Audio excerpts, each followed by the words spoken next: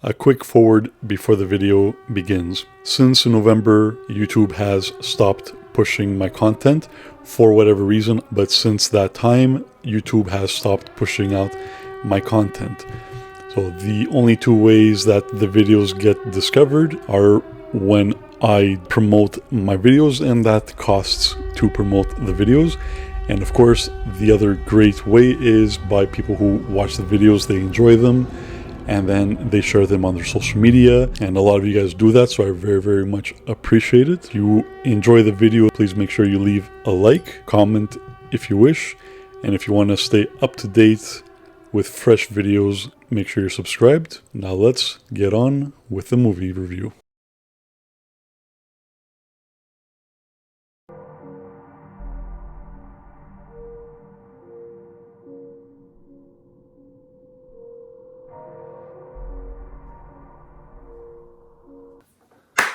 Welcome back, everybody. Let's go, Brendan. Let's get the video started. And don't ever forget, let's go, Brandon, every day and every part of the day. Let's go, Brandon. Let's go, Brandon. Let's go, Brandon. Let's go, Brandon.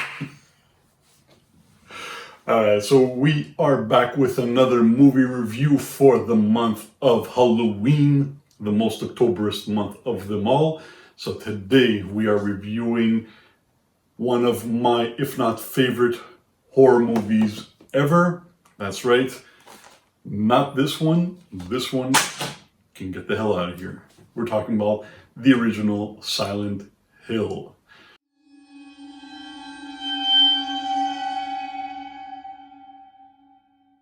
The Silent Hill movie, the first one, is a very divisive horror movie when it comes to the horror movie genre, but in my opinion, and this is just my opinion, and it is sometimes fact, for a video game adaptation into a movie, it does not actually get any better than Silent Hill 1.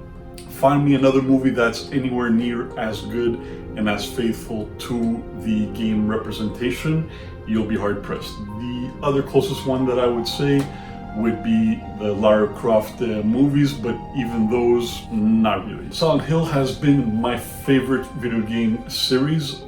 It was one of the first games I played along with Final Fantasy, but nothing has touched home like Silent Hill has. And from the very first time that I saw Silent Hill in theaters with my second youngest sister, it was always one of my best movies, and I've seen it for at least 4 or 5 times. And as you can see, I own the Blu-ray copy. Movies that you love, you must always get a physical copy of it. Digital is not always the way to go. I saw the movie originally with my younger sister, and her reaction to it, she is a horror movie fan, but she's never played any of the Silent Hill video games. She's not a gamer. And after we left the theater, I asked her how she felt about the movie, what she thought, and she goes, it was good, but very disturbing. She goes, I don't know if I liked it, and I don't know how much I liked the movie. Silent Hill, is it a perfect movie? No, far from it.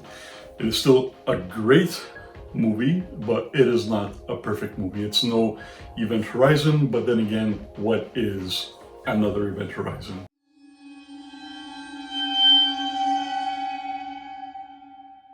The credits for the movie. So the movie was directed by Christopher Gans, Samuel Hadida, which is the producer, and of course, very important, Akira Yamaoka. So Akira Yamaoka is the music composer from Silent Hill 1 through Silent Hill 4. So the movie was actually a passion project from Christoph Gans, because for years and years he's been campaigning to get the license to be able to do the Silent Hill movie, and he was always get denied, and then eventually he put it in his own money to show the producers and things like that, investors, what he wanted to do, and then they finally saw his potential and what great ideas he had. And of course, having Akira Yamaoka working with the movie as an executive producer is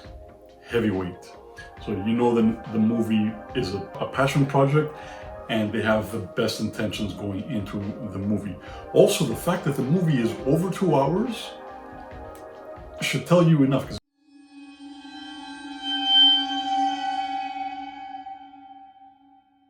The movie plot, so it's not going to be a full spoiler. I still think this is an amazing enough movie, especially now for the month of Halloween, for people to actually put that on their watch list. It's a very video gamey movie, so just keep that in mind. It's a very video gamey movie.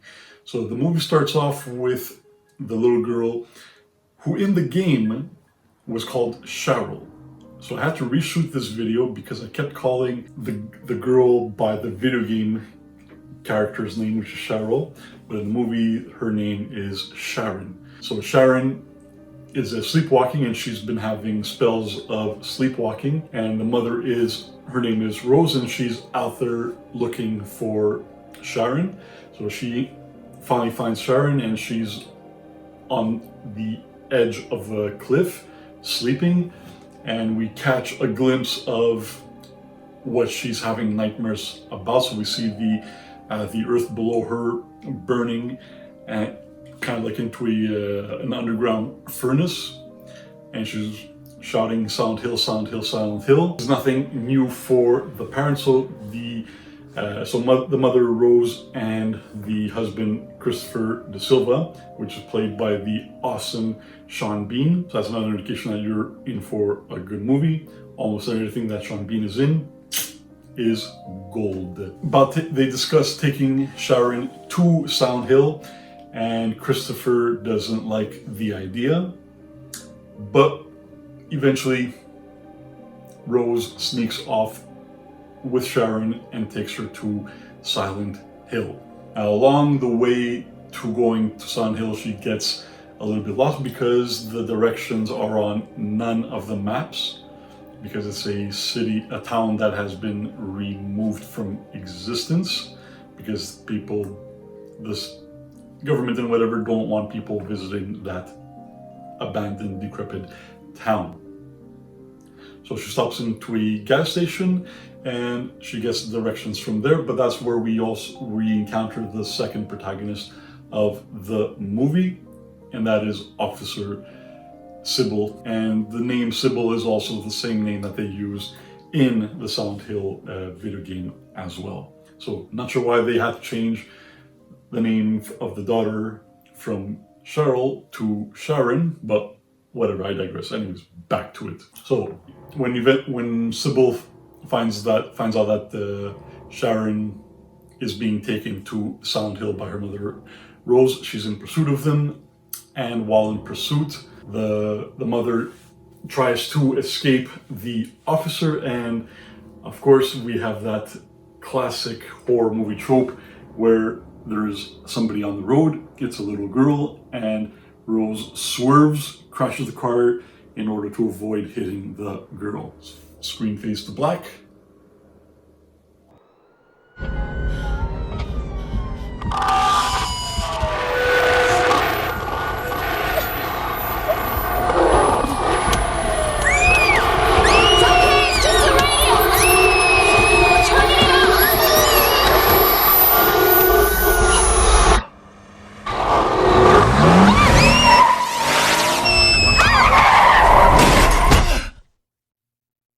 Rose woke up from her accident and everything is pale white, black, brown, and gray, and sees that everything has completely changed. She's not in Kansas anymore, is she? That's right, she is now in Silent Hill. And then she realizes that Sharon is not in the passenger seat of the car anymore either. So, of course, being a parent, she goes out on foot to look for her daughter.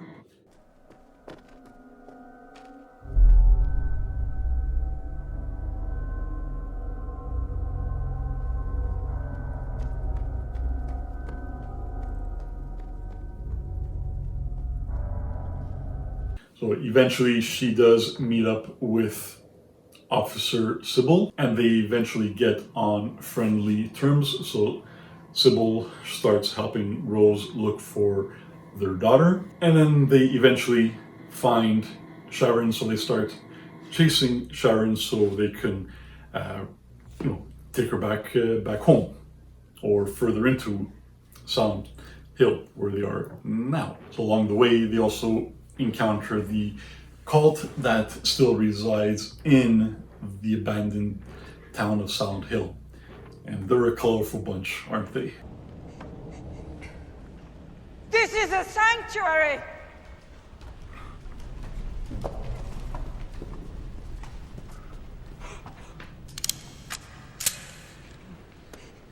Please, Christabella, they lured my Anna. They gave her to the fiend. Eleanor, you must remember that Anna went against our laws. She went alone outside into the devil's playground. She was not the responsibility of these two strangers. We'll deal with them later.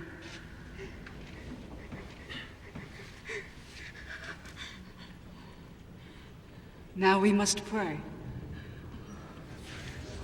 And throughout the movie, they discover what actually happened in the town of Silent Hill, and they also find out what happened with a little girl that was, all I'm gonna say is, sacrificed to the cult. This is not really spoiling anything, but of course we also find out that the girl that Rose and Sybil were chasing was not Rose's daughter Sharon, but was Alessa, the daughter of Dahlia. The daughter of Dahlia was the unfortunate child that was sacrificed, and is also the reason why Silent Hill is in the state that it's in as we see it. They hurt my child. They did terrible things to her. Alessa. This is my daughter, Sharon. She sleepwalks, so you have to be careful, but if you see her, Please, tell her to wait for me. Yes, she's mine. It's mine. it's mine. It's mine. Get, It's mine! get out!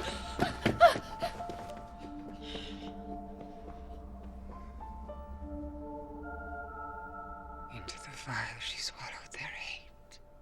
Even though the movie is very much focusing on Rose, Sybil, and their trek to find Rose's daughter, we also have the parallel reality of our time, which is the time where the movie where we see what's happening with Christopher, the father of Sharon. So he's being helped, just like Officer Sybil is helping Rose.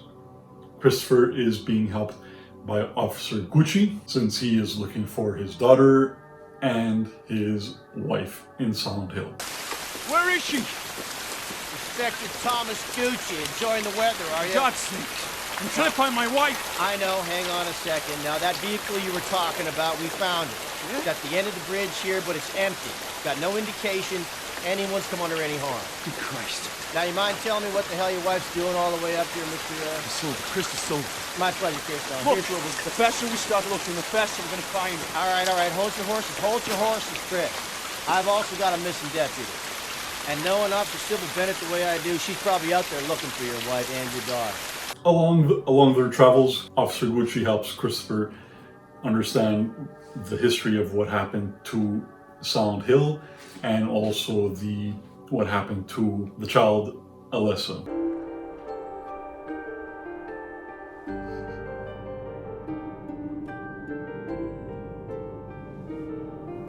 Oh my God.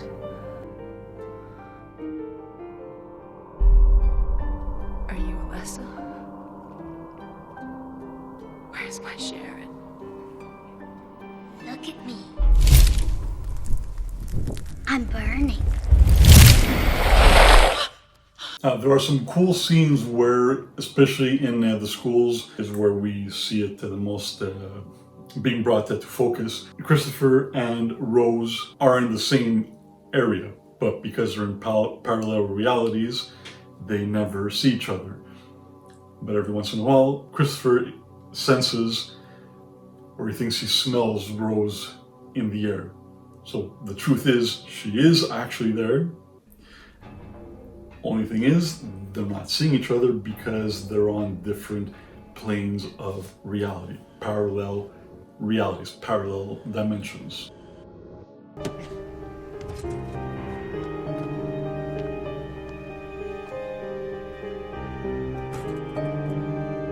Rose!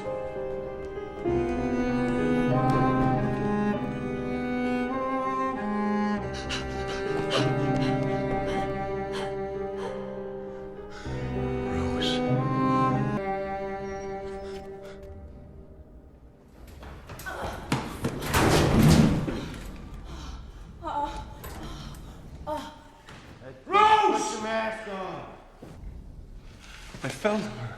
Your what? Her perfume. She was here. Who was? My wife. She wasn't here. Put this mask on. Perfume. Breathe. Through that mask. Like I said, I'm not going to go into spoilers of the movie and tell you what happens throughout the movie. I just want to entice you guys to get curious enough to watch the movie, if it's something you've never seen. But by the end of the movie, they deal with the town's history and they resolve what happened, and we see Alessa getting her glorious, goriest revenge.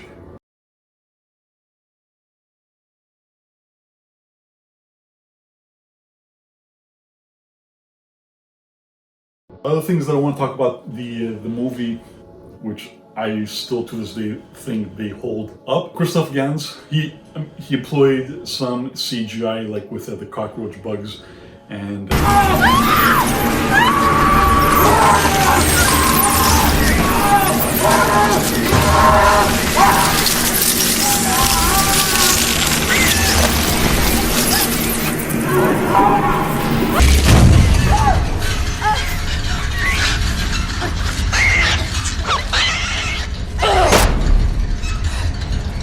some environmental effects, but he also very much focused on actually using practical effects. So a lot of the monsters that you're going to see in the movie are actually people in costumes and makeup, prosthetics and stuff like that, which look really freaking amazing.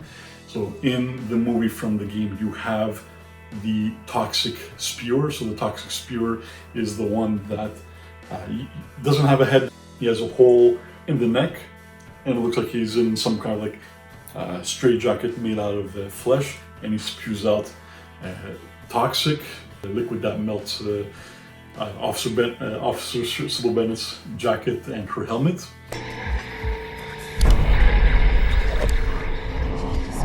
Shoot it!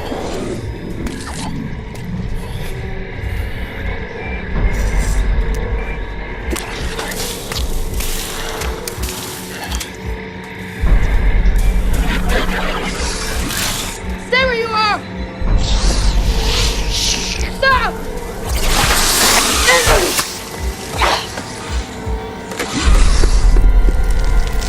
We also have one of the coolest characters in the movie. We have the Grey Children. Grey Children are really disturbing because when you see them, they're very much deformed. They're burnt children. I would say maybe they're about like between 8 to 10 years old. So they're very small in stature. But what's very unique about them is how their heads are completely twisted, and their flesh from their face has melded into their shoulders and back. So like their body is facing this way, but their heads are facing like that. And like the screams and the shouting like that they have is like really something that gets you, and it's like amazingly horrifying to hear.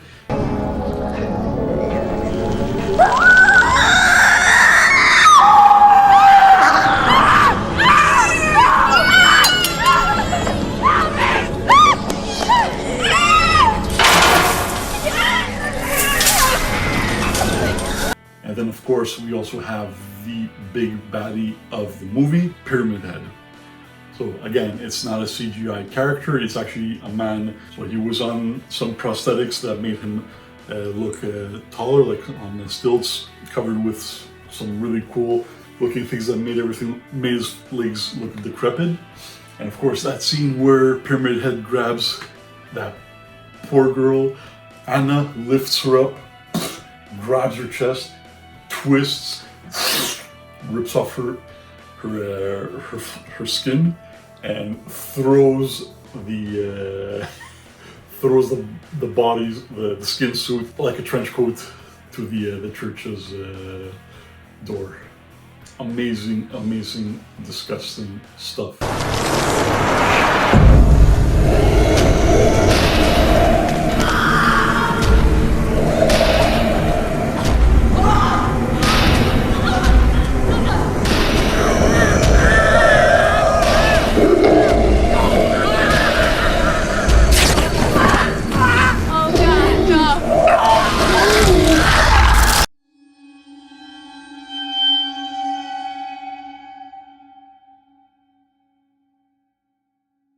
A lot of people didn't like the movie because they didn't find it was faithful to the video games, and those people are what I like to call wrong, because the movie took themes and aspects from both Silent Hill 1 and Silent Hill 2, and I think they took those two stories and made them into one story and did a very good job at it. The movie had a very, very clear pacing. There was nothing was ever jarring, nothing was like, huh, how come they did this? This doesn't make any sense. So they married the first and second games of Silent Hill perfectly, in my opinion.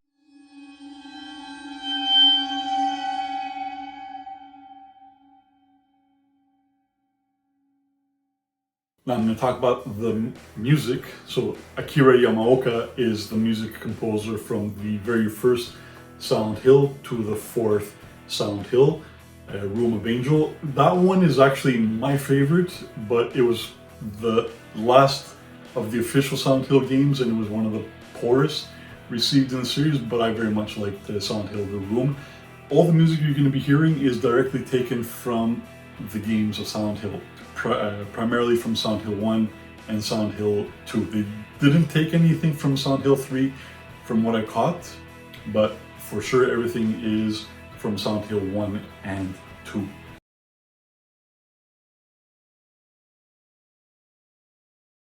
And the last thing that I want to say about the movie, keep in mind, again, it's a horror movie based on a video game. And it is very much written very video gamey. So there's lots of scenes where you can actually obviously catch it, where Rose is trying to memorize the map layout of the hospital. Look at this map. Memorize it. Your memory may save your life. Left, right, Rose, she's killing you. Rose! Let me do this. That's very video gaming. And the thing that I really hated, every time I saw people reviewing the movie, bubblehead nurses. Every time I saw, especially for female reviewers, I didn't see this as much, but from all the male reviewers that I saw that were reviewing the movie, they all had the same thing to say about the bubblehead nurses. And, oh, they're way too sexualized, they're this, they're that, respect the women. Dude, review the movie, it's in the movie, even in the video games, the bubblehead nurses are sexy. Hey, women, females are, by design, sexy, all right? So leave it alone. There was nothing over gratuitous. Their faces were covered, their bodies were freaking filthy, and let's not forget, they're slashing at each other's throats. So even though they might be a bit too sexy for your sensitive social justice tastes, there is nothing overtly sexual about the bubblehead nurses in the movie.